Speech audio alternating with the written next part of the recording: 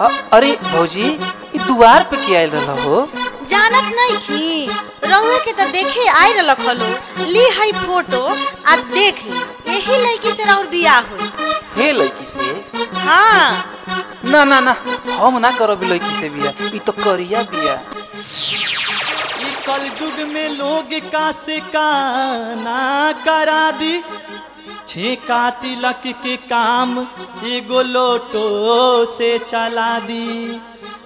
यदि पूरा दहेज मिल जाओ रे भौजी तो अपना लइका के बियाह कोनो लौंडो से करा दी।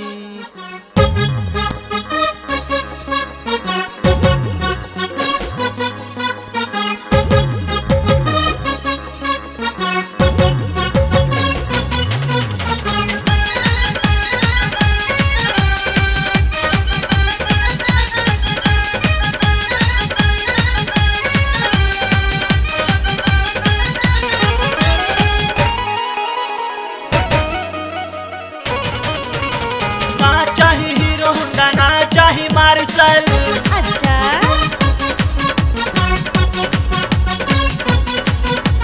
ना चाही हीरो हुंडा ना चाही मार्शल, ना चाही हीरो हुंडा ना चाही मार्शल, ना चाही टाटा सुमो गाड़िया। हम ना करें बियाह रे भौजी लड़की बिया करिया। हम ना करें बियाह रे भौजी लड़की बिया करिया।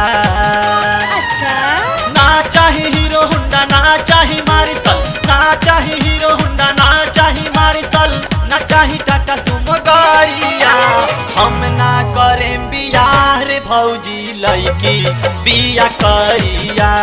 हम ना करें बियाह रे भौजी लड़की बिया करिया।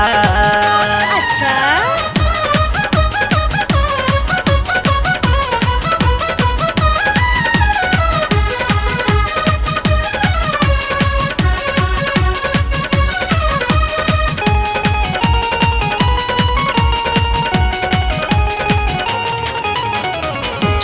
गोर चाही हमरा भी जोर चाही, चेहरा पर लाइट चाही, माल तो टाइट चाही। ए भौजी छौड़ी त गोर चाही हमरा भी जोर चाही, चेहरा पर लाइट चाही, माल तो टाइट चाही। उम्र हो के 20-22, उम्र हो के 20-22, होखे कम सिने उमरिया। हम ना करें बियाह रे भौजी लड़की बिया करिया। हम ना करें बियाह रे भौजी लड़की बिया करिया।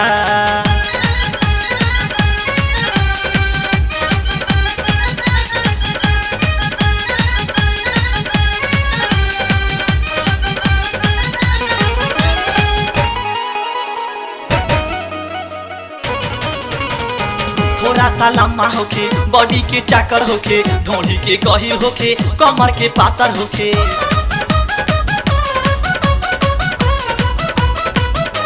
सुना तारू थोड़ा सा लम्बा होके बॉडी के चाकर होके, ढोंढी के गहिर होके, कमर के पातर होके। तबे मजा आई भौजी, तबे मजा आई भौजी, धरम जब हम कमरिया। अरे वो तो बड़ा बड़हन छिनारा लागत। हम ना करें बियाह रे भौजी लड़की बिया करिया। हम ना करें बियाह रे भौजी लड़की बिया करिया।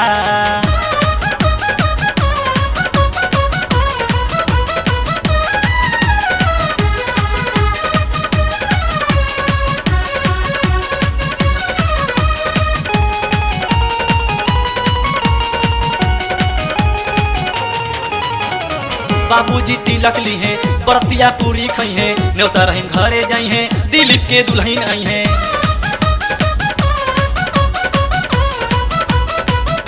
सुना तारू बाबूजी तिलक ली है, बरतिया पूरी खई है, न्योता रहीन घरे जाई है, दिलीप के दुल्हन आई है। दुल्हा रोहन बनी है नाही, दुल्हा रोहन बनी है नाही, बनी है लोटा पितरिया। अपन सूरत ना दिखला। हम ना करें बियाह रे भौजी लैकी बिया करिया हम ना करेम बियाह रे भौजी लैकी बिया करिया ना चाही हीरो होंडा ना चाही मारुति ना चाही हीरो होंडा ना चाही मारुति ना चाही टाटा सुमो गाड़िया हम ना करेम बियाह रे भौजी लैकी बिया करिया हम ना करेम बियाह रे भौजी लैकी बिया करिया हम ना करेम बियाह रे भौजी लैकी बिया करिया हम ना करेम बियाह रे भौजी लैकी बिया करिया।